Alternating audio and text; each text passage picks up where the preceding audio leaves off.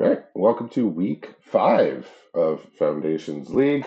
We go our weekly feature matches here, and we're gonna have a host of different guests joining me here on commentary. First one being Caleb G. How's it going? Thank you for having me, Richard. It is great to be here on Bloomborough. Yep, Bloomberg week is upon us. We got Chris R. Sinkwater here against Mayo or Fortem joining us over in Europe. So probably quite a late night for him over there. So we always give an extra special thanks to those players. What's his hand looking like here after Well, we're the about to find mulligan? out one of the cards because he's got pre-game actions to declare with that turn 0 Leyline Axe hitting the battlefield. Backed up by just some red-green creatures. We've got a Doomscar Titan just being foretold. We've got a Oh, Beastkin Ranger and then an Elvish Regrower, which is the really swole Elvish Mystic they printed in this yeah. set. I've been seeing like quite a few Gruul decks this week. People seem to be gravitating towards this beatdown strategies. I've seen quite a few of them here. How much So do you think, Richard, is them kind of dodging the no humans restriction compared to some of the like white-based creature decks? yeah, I wonder. Yeah, this I've had some thoughts about this week, how it just sort of like just arbitrarily like affects some people like minimally to not at all to like all the way to like people have to change their one of their colors by no fault of their own. So I guess Hmm. yeah, green red probably won't have too many humans running around. Yeah, I remember I had to cut only 3 cards from my build, and they were good cards, but not cards I was too heartbroken to lose for sure. Yeah, like I didn't lose any bomb rares or any like the best. I think the best card I had to lose was the Sunblessed Healer, that I two lost mana a kicker guy. I lost a Um, Micromancer, the 2/1 flyer that spits out fairies, and one other card I can't remember. those are important. So But like, sad to see yeah, him go. You're not losing sleep. so Vampire Gourmand has a lot of food to eat here from this scrapwork cohort. That's to be sure. Um, the But Doomsday this Titan's is going to just come and this put the is beat on. I mean, annoying. is he dead? He's forced to He's choke, dead. and no, he No, is literally he's dead. just Okay. dead. Okay. Well, while we were talking about I other stuff, remembered one of the he died. triggers. I forgot the second trigger. Yeah, Chris, like he had some like he had claws Yeah. out in his hand, the mass pump. He had relive or raise the past, which is bring back And all none of your it mattered. two And drops none of it mattered at and all. a healer's hawk. Yeah, yeah. The I Leyline Axe. Yeah. Whenever my opponent has it, it's in their starting hand. Whenever I have it, it's I'm dying and I can't cast it. I've talked a bunch of trash about that card. I think it is bad, just on average. But when it works, it'll end the game pretty quickly for sure. Yeah, it's one of the I've scariest things in the well on turn 0 sometimes.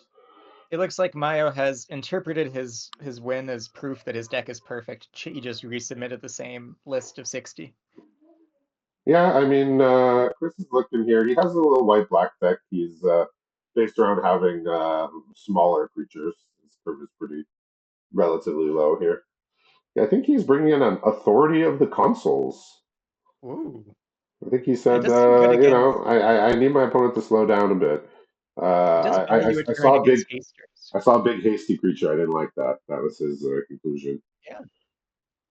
Yeah, so I know With Chris was running this white black deck on previous week, so I guess the restriction this week hasn't affected him severely, I So this does suppose. make sense. Before the match, I asked each of these competitors for a single word to describe your deck. Never got one out of Mayo, but Chris went with small as his word of choice, and white black weenies with all the sack stuff, with all the presumably he's got some Oh, like aristocrat type well, effects in. Mayo got back to us right before we started. Oh, he did. Yeah, he said fast, Okay. and he wasn't wrong. He's got a bunch of cards with haste in it. He's got quite the hand here. He's got Yeah, his microphone three wasn't land. working, and then he went to go use another microphone, which was then working. So then he answered your question. Maybe you had He's stepped got away for a two moment. scavenging oozes, Oh a boy, Sylvan Scrying, a loot, a Sower of Chaos, and that Doomscar Titan we saw in the previous all right, not game. bad. So Yeah, so looking at the standings here, Mayo's at 12 and 8, so very much in the middle of the pack, looking to make moves here. But he still has quite a few matches to play off this week. And Chris is 14 and 7, so doing a little better, but still also needing those wins to keep moving up the standings here.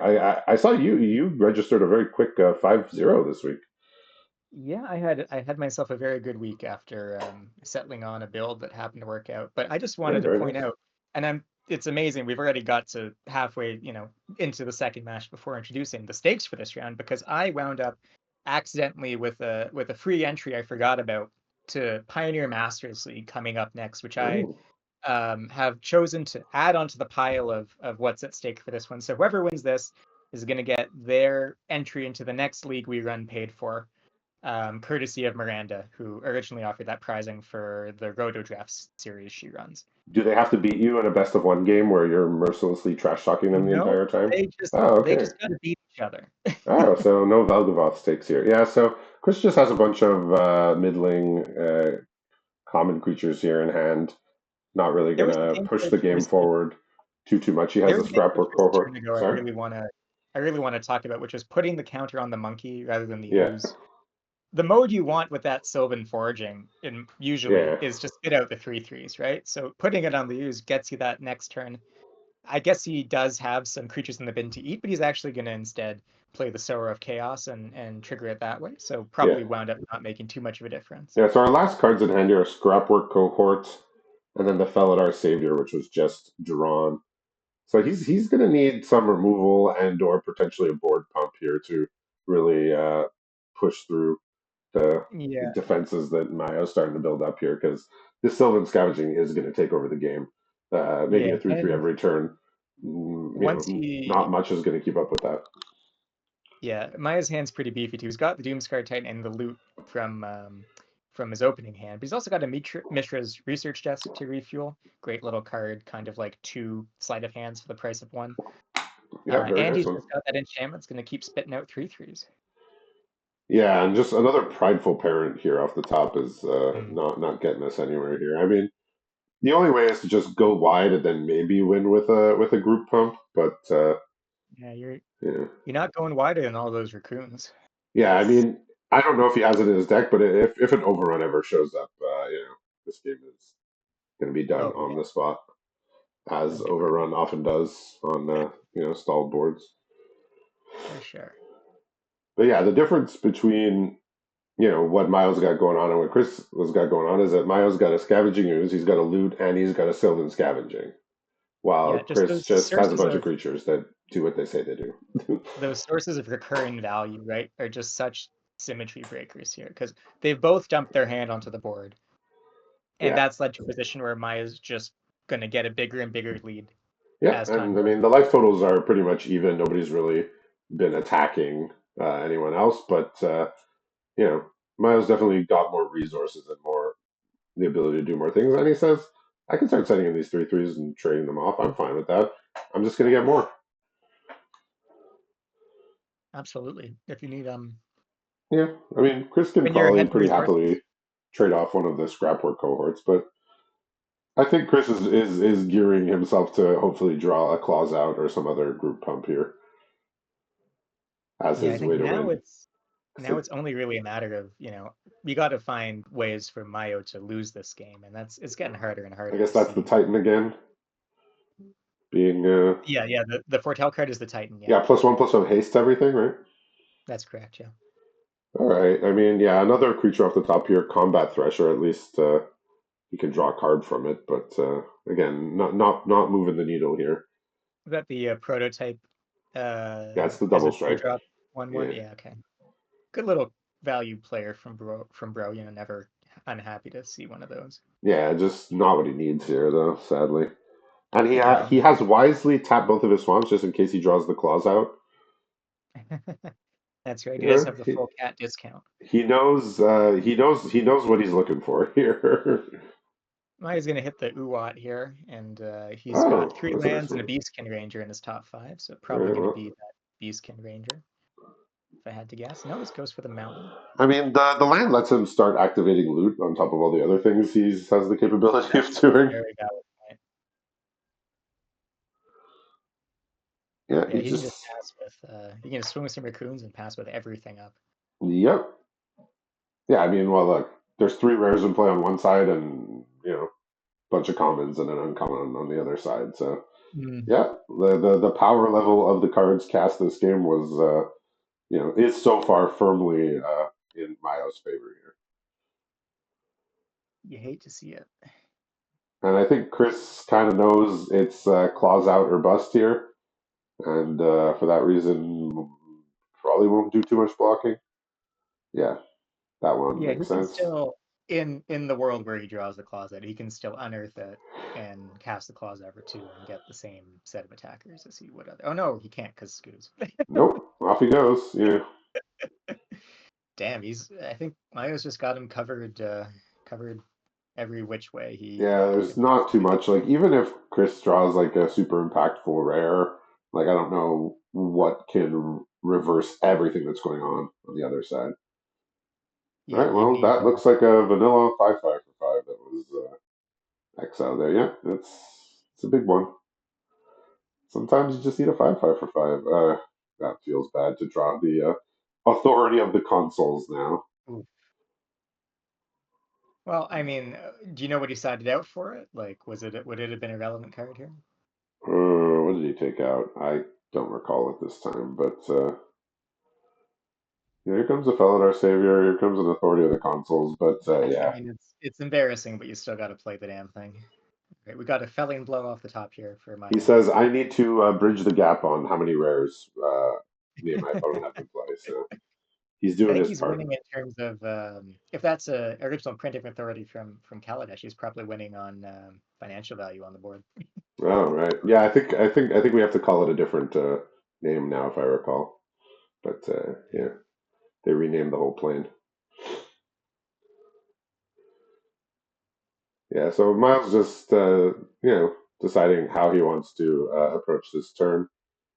Yeah, it looks like he's gonna Oh, okay. activate Sower a couple times and just send with the big boys. Yeah, he's okay. Interesting. Just it's gonna force some chumps, I guess, is what he's hoping for here, because the life total's getting down there. 11 is Yeah, kind of low, but to be honest, like we're I'd you chump almost one thing. yeah, I'd almost rather block the or prevent the lifelinker from blocking, I'm just just to thinking. Okay, so try he and blocks. get this He game done. blocks Outrider. Maya's gonna have four blockers because he's making another 3/3, and Yep. then it's gonna have 1, 2, 3, 4, 5, 6, 7, 8 attackers. So claws out does not get you there. Claws out gets you to like, maybe puts him to 6 or something. Yeah, Uh, close out is it would have been good if he would have got at least a little bit of damage, yeah. um, early in the game, but This just individual trade here is still not, the best use of your Just the 5. scavenging ooze came down immediately and just prevented, Yeah, anything that's from that's happening. Chris used what one removal this game? he killed the first scavenging use. I don't remember Yeah, exactly. exactly. Yeah, yeah. Looks like he's also deciding he's probably going to felling blow something, although he's not sure what yet. Yeah, so I mean, pretty impressive showing so far here from my. Like I said, I've seen some Gruul decks. I got beat down by one today in the hands of another player. This seems to be an emerging strategy, perhaps here this week. Perhaps something people are turning to without the use of some of their humans. Could be. Um, yeah, he's just picking the target right now. I think he's hovering the combat thresher, and I think that's probably the scariest card on the board. Just double strike can do some things sometimes. Yeah, that makes sense. Ooh, Beast Eater's Well, tapped. That's all right. Well, we got bacon to a pie here, but you can solve one of the problems and gain a couple more life. But probably you're baking the. Gosh, he hasn't been using the loot, but it's still maybe what I target. the loot, yeah, I mean, it's just been like the least important thing to do right now. Like he'd rather just activate scavenging ooze, make sure his opponent can't block. We've got a Yeah, burst so lightning this draw for will be Mayo. tapped. The Yeah. Doomscar will be tapped, but it will still pump everything. We've got a burst lightning draw in here. So if any of these creatures get through, like if he tries to play it even a little greedy, except for loot, I guess. If any of the big creatures get through, he's just dead. Yeah, I think he can just pretty safely just send all now. There's not too much you can be afraid of Yeah, here. it's really tough to ask your opponent to make the sextuple chump. Um, Yeah, Maya was likely. possibly thinking to himself, I do want to play around a board pump, but now he's just got Chris low enough that he can wipe out his board here. Yeah, he basically he has to block everything. If he lets one through, he dies. If he doesn't let any through, it means he chumped, a bunch Yeah, of this is times.